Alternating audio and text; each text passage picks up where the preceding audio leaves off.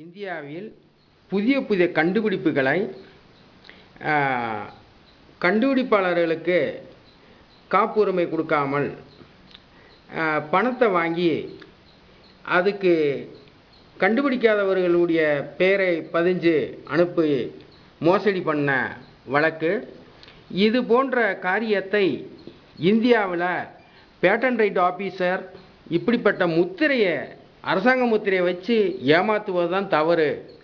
இனிலாம் நான் புதுசாக கண்டுபிடிக்கிற பொருளெல்லாம் எப்படி நான் போய் பதிவு பண்ணுவது? இதை சட்டப்பூர்வமாக எஸ்பி அதிகாரி ஐயா நடவடிக்கை எடுத்திருந்தாருன்னு வச்சுக்கோங்க. இப்போ நான் போய் என்னுடைய புதிய பொருளெல்லாம் போய் பதிவு பண்ணலாம். ஏன்னா நம்பிக்கை வரும் இல்லையா? இதை எஸ்பி அஸ்ராக்கர் ஐயா இதை நடவடிக்கை எடுக்கலை. அந்த அதிகாரிகளுக்கு சார்ந்து வேலை பார்த்துட்டாரு. ஆனால் இது இப்படி புது புது கண்டுபிடிப்புகளை மாணவர்களுக்கு அறிமுகப்படுத்தி புதிய தொழிலெலாம் இந்தியாவில் வளரணும்னா எப்படி வளரும்? நீங்களே சொல்லுங்கள். இது தினமலரில் வந்தது.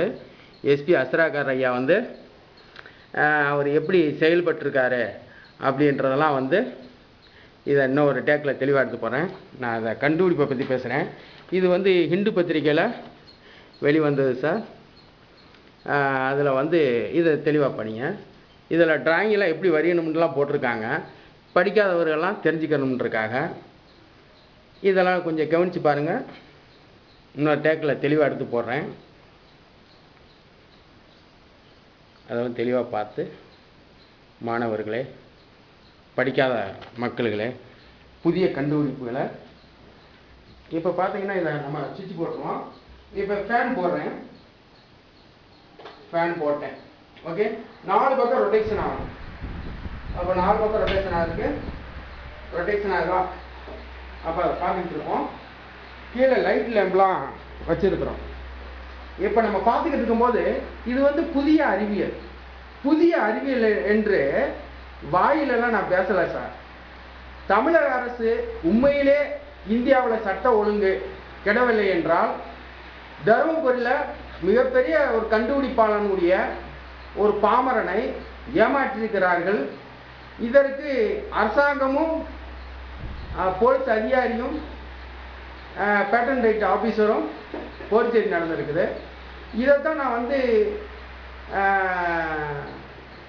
இது ரிப்போர்ட் கொடுத்துருந்தேன். இந்த ரிப்போர்ட்டில் எந்த விதமான விசாரணையும் கிடைக்கல. 4 வருஷம் ஆயிடுச்சு. இப்போ புது புது கண்டுபிடிப்புகளை நான் எப்படி சார் போய் பதிவு பண்ண முடியும்? பேட்டன் ரைட் ஆஃபீஸில் போய் பேட்டன் ரைட் ஆஃபீஸில் போர்ச்சேரியாக இயங்குது. கண்டுபிடிப்பாளர்களுக்கு இப்படித்தான் ஒரு வரைபடம் இருக்கு, வரைபடத்தை இப்படித்தான் வரைய வேண்டும்லாம் ஒரு இதெல்லாம் இல்லை. நான் கொடுத்துருக்கிற பொருளில் சரியான முறையில் விளக்கம் இல்லை. அவங்க சொன்ன விதம் நான் இப்படி இந்த பொருள் இருக்குன்னா இந்த பொருளை ஃபோட்டோ எடுத்துருக்கிறேன், இந்த பொருளை வரைஞ்சிருக்கிறேன், இந்த பொருள் இப்படி இயங்க முடியும் இங்கிலீஷில் எழுதி அனுப்பிச்சிருக்கிறேன். இதை அவங்க வேறு பேருக்கு மாற்றி அனுப்பிச்சிக்கிறாங்க. எனக்கு நிரந்தர அட்ரஸ் இல்லாத வாசி எனக்கு பார்ட்னர் ஒருத்தர் வந்தார். அவருடைய அரிசி மில்லு மூலமாக சுதர்சன் ட்ரேடர்ஸுக்கு என்னுடைய பேரில் பதிஞ்சு அந்த அட்ரஸ் வரும் அப்படின்னு தான் நான் எழுதி அனுப்பிச்சிருந்தேன். இதில் எந்த மாற்றமும் இல்லை. ஆனால் என் பேர் இல்லாமல் சுதர்சன் ட்ரேடர்ஸில் கண்டுபிடிச்சது மாதிரி அவங்களுக்குரியது மாதிரி அந்த பேட்டன் ரைட் ஆஃபீஸர் போர்ச்சேரி பண்ணியிருக்காரு. இதில் ஒரு 4 பேர் யூஸ் ஆகியிருக்காங்க. எப்படின்னா இந்த பொருளெல்லாம் 2 வீலர் சைடு ஸ்டாண்டு இதெல்லாம் நான் சிறுதர் பட்டறையில் தான் செஞ்சேன். அதே மாதிரி அவரும் அதில் உடந்தையாக இருக்கார். அந்த ஞானப்பழத்தோடு சேர்ந்துருக்காரு. என் மகன் அதியமான் பாய்ஸ் ஸ்கூலில் படித்தான்.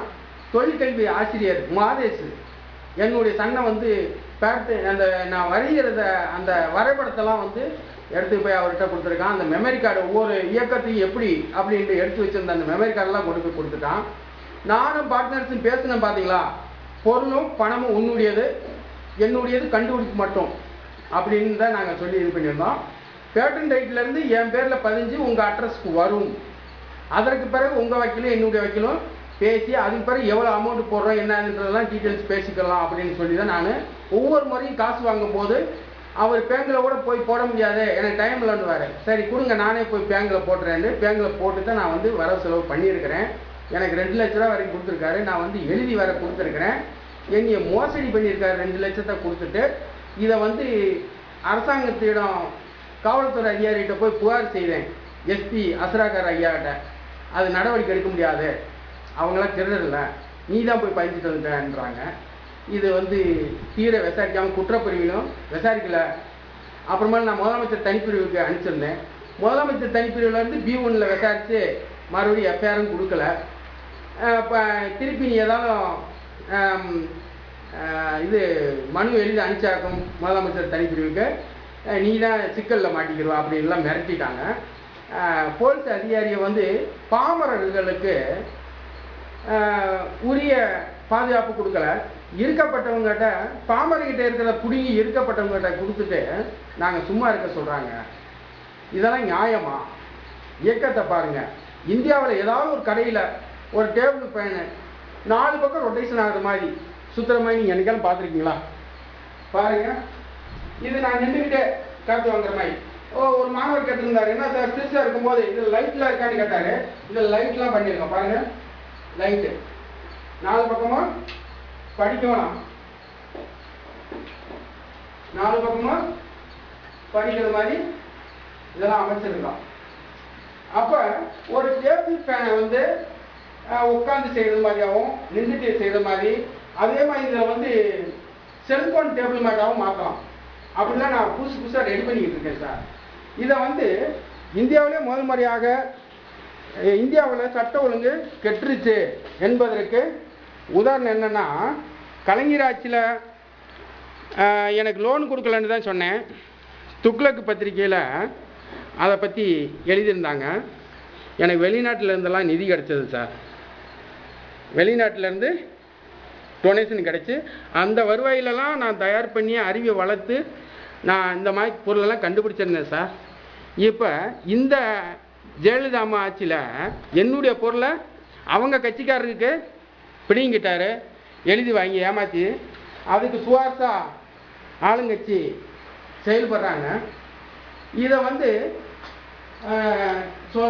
சொல்ல போனோம்னா அவங்க வந்து என்னை ஏமாத்தினவரே சொல்கிறாரு, நீ ஒன்றும் செய்ய முடியாது, கொடுத்தாச்சுன்னா அவ்வளோதான், எதோ நாங்கள் சொல்கிறத தான் நீ கேட்கணும், நான் ஏதோ கொடுக்குறத வாங்கிட்டு என்கிட்ட வேலைக்காரனாரு அப்படின்னு சொல்கிறாங்க.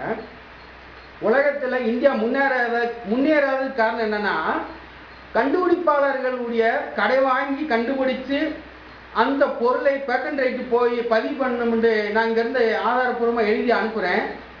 அது வேறு பேருக்கு பதிவு பண்ணி வந்து ஒரு கண்டுபிடிப்பாளரையும் ஏமாற்றப்படுறான். வெளிநாட்டில் சீனாவில் கண்டுபிடிச்சாங்கன்னா அந்த கண்டுபிடிப்பாளருக்கு ஊக்கத்தொகையை கொடுத்து இடம் கொடுத்து எத்தனை பேருக்கு வேலை வாய்ப்பு கொடுப்போன்னு கேட்டு அரசாங்கம் உதவி செய்யுது. இன்றைக்கி சீனாவெல்லாம் உலக அளவில் மக்கள் தொகையிலே அதிகமாக இருந்து உயர்ந்து கொண்டு இருக்குது. இந்தியா மக்கள் தொகையில் 2வது இடமா இருந்து மக்களை கண்டுபிடிப்பாளரையும் கண்டுபிடிக்காதவர்களும் சமமாக வைத்திருக்கக்கூடாது. கண்டுபிடிப்பாளன் நான் ஒவ்வொரு மாவட்டத்திலையும் 600 பேர்களுக்கு தமிழ் வழி பொறியியல் கல்லூரி மாணவர்களுக்கு புதிய வேலைவாய்ப்பு கொடுக்க போகிறேன் என்பதை தெரியப்படுத்தி கொண்டு இதுக்கு முன்னாடி போட்ட வீடியோவும் இதுக்கு பின்னாடி போட வீடியோவும் அனைத்து மாணவ சமுதாயமும் உற்று பார்த்து இந்த கவனத்தை தமிழக அரசுக்கு எடுத்து கூறுங்கள். இந்த நியாயம் எமக்கு கிடைக்க வேண்டும் என்பதை தெரியப்படுத்திக் கொண்டு விடைபெறுகிறேன். நன்றி, வணக்கம். தருமபுரி பிடமனரி POJ பாண்டி சயின்டிஸ்ட்.